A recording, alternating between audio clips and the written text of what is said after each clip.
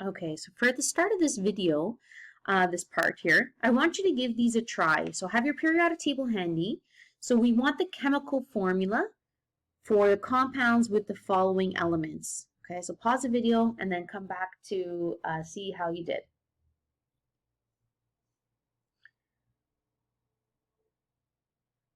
Okay, so for lithium and nitrogen, right, so I'm just going to do the full thing quickly.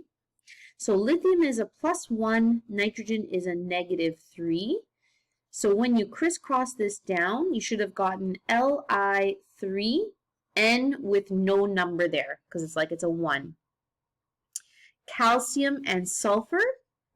So calcium is a +2, sulfur is a -2. So when you crisscross this down, it's 2 and 2, but that gets reduced to just being 1 and 1. Aluminum and phosphorus. Aluminum is +3, phosphorus is -3. So this would become 3 and 3, but that reduces down to 1 and 1. Okay, so these are the chemical formulas. So hopefully you kind of get, it's like with anything, the more you practice writing them out, the easier this is going to get. Okay, so naming ionic compounds. So looking at how, if you're looking at the formula, how to get the actual name of the compound. Okay, so a couple of things to remember. So first off, the metal name is written first. Okay, and actually the metal name never changes. You literally just write it the same way that it's written on the periodic table.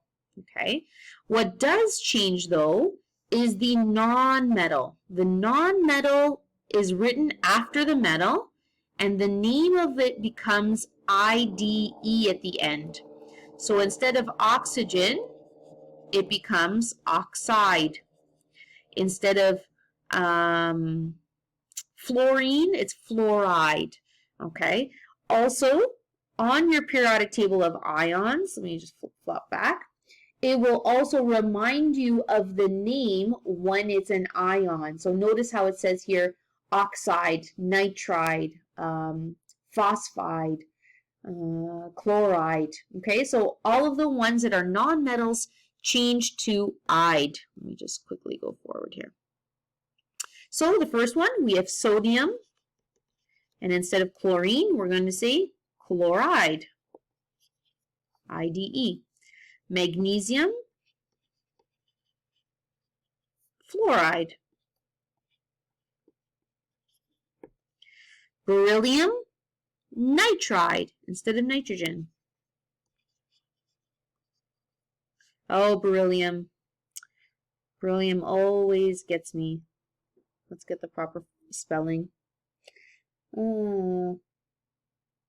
LL, double L. Oh, I did do double L. I think there might... Why does that look wrong to me?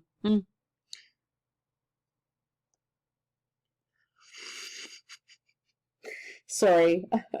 It's bothering me. Beryllium.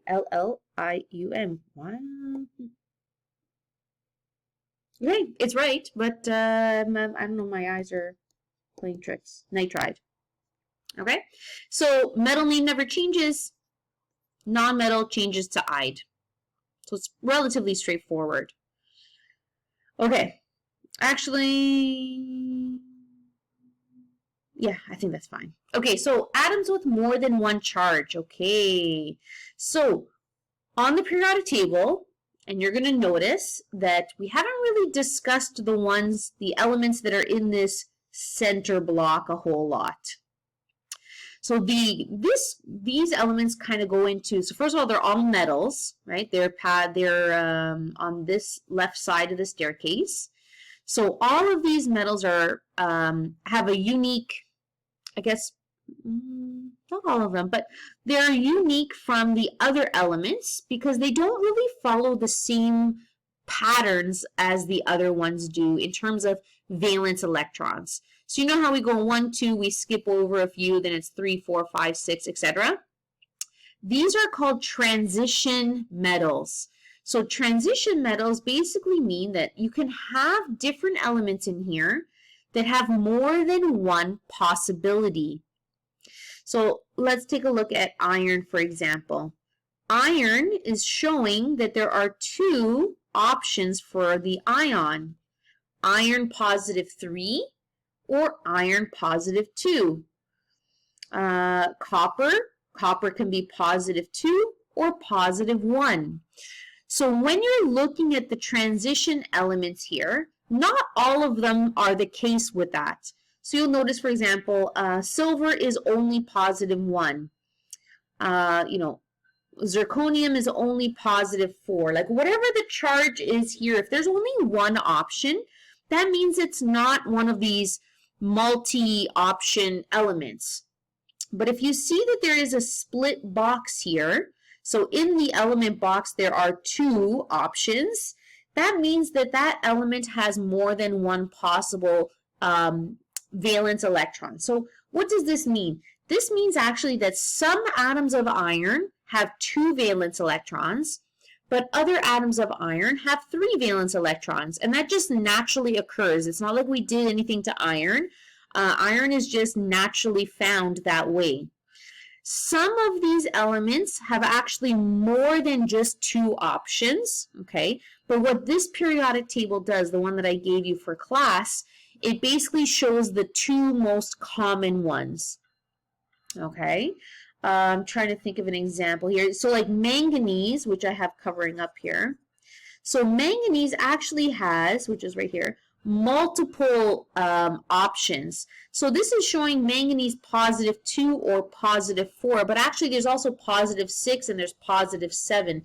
So I don't want you to think that the only things that exist are the ones showing on this periodic table, okay? But you'll only be dealing with usually the most common ones. I'll show you what I mean later on. Okay, so some metals are able to form more than one kind of ion. In order to indicate which ion is being used, we're going to use a Roman numeral in its name. So the Roman numeral has to also be in brackets. Okay, so use the periodic table of ions on the back of your periodic table to help you. The elements with split boxes can have more than one charge, which I've already shown you. So I'm going to give you an example of what I mean by the name. So you know how normally we would have, let's say, sodium chloride, right? So there's no numbers in this name. But if I'm dealing with iron, let's say I had iron chloride, I have to let people know when they're reading this name, well, which iron are we using? Is it iron that's positive 2 or is it iron that's positive 3? So this is where the Roman numeral has to get added. So the Roman numeral, I believe I'm going to go through them all. Oh, I don't. Okay, let's take a break and we'll go through all the Roman numerals. So 1 is literally just like a line, or you can just do this. Okay, 2, you would do 2 lines, or you just do 2 lines. These mean the same thing. I'm just showing you different versions of what you may come across. 3 would be 3 lines or 3 lines. Now 4 is where it's going to start to change. Okay, so 5 is actually better to explain right now. So 5 is the symbol for V. You just put V for the Roman numeral. So 4 is the number before 5. So how they represent that is they put a line in front of 5 to mean that this is the number before 5, which is the number 4. Okay, same thing with like 6, just to show you. The number 6 is the first number after 5. So it would be a line after the V. See how that works there? So it's like 5, number before 5, number after 5. And 7 is the second number after 5. So actually it's V, line, line. Funny enough. Anyway. So I don't believe you're going to see anything past 6. I'm not going to ask you anything past 6 anyways. Okay? So over here, going back to this, let's say this was iron with the 2, positive 2. In brackets, we have to put the Roman numeral for that element. So it's always written after the metal name. Okay, so it's not the number 2. You don't say iron 2. Okay, it has to be the Roman numeral. So you're probably, well, when do I put the Roman numeral? When don't I put the Roman numeral? You have to put the Roman numeral if you're dealing with one of the elements that have multiple options. So if I'm dealing with silver, I don't need a Roman numeral because it doesn't have multiple options. Okay, you only use the Roman numeral when there's multiples that it could possibly be. Okay, so these are just some examples, but you have the periodic table that will give you all of those there. So when you're writing out the chemical formula, it's exactly the same thing as before. You're doing the crisscross rule, except the Roman numeral will tell you, well, which one are we using? So here we go. So we have copper 2 chloride. So we have copper and we have chlorine. So copper, they're telling us, so copper can have 1 or 2, but the Roman numeral tells you which one are we using. And chlorine is -1. So when you crisscross, this would be CuCl2. Remember, we don't write in the number 1. Lead 4 nitride. So that means we have, I'm actually going to do this down here so I have more room.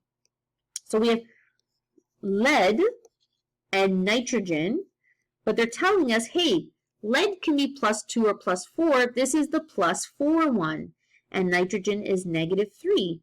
So when you crisscross this, this will be lead 3N4, because we can't reduce that any further.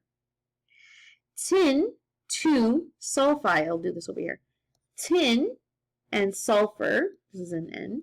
Tin, they're telling us, okay, it's the +2 tin, and sulfur is -2.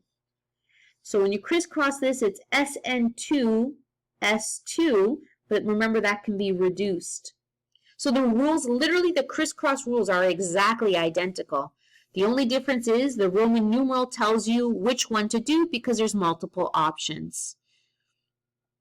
Okay, so going in the reverse, if you had to write out the formula, you also have to remember when you have to write the Roman numerals in. So remember, if you're dealing with elements that are in this multi-box option, you must involve the Roman numeral. Okay, it's incorrect if you don't have the Roman numeral because you're not saying, well, which one is actually being used. So how are you going to know which one's being used? You have to look to see what it is combining with. So basically you're using the crisscross method, but like opposite, in reverse. So chlorine, let's write this out bigger so you can see this. So chlorine is a -1. So this one, remember there's no number here. It's like the imaginary 1 is from the 1 of chlorine. But copper had to be +2 in order for that number to crisscross down. So this is copper 2 chloride. So we put the Roman numeral. Same rules apply though. The nonmetal changes to IDE. The metal name doesn't change. The only thing that's different is we're adding in the Roman numeral. So look at this one. We have copper chloride again. But for this one, look at the subscripts. Chlorine is -1. So that means this copper had to be +1 because there's no numbers here. So it's copper 1 chloride. Right? Tin and oxygen. I believe this is our last thing. Okay, so we have -2 for oxygen. So if you look here, there's no numbers. That means that this, what we're looking at is actually the reduced form. So this is tin 2 oxide. Here we have cobalt and sulfide. The 2 is coming from the sulfur. So this 3 has to come from the cobalt. So it's cobalt 3 sulfide. So just something to be aware of is this one here where you can be, remember that the formula could be reduced. So you always want to make sure you remember what the charge is of the nonmetal so you can compare it.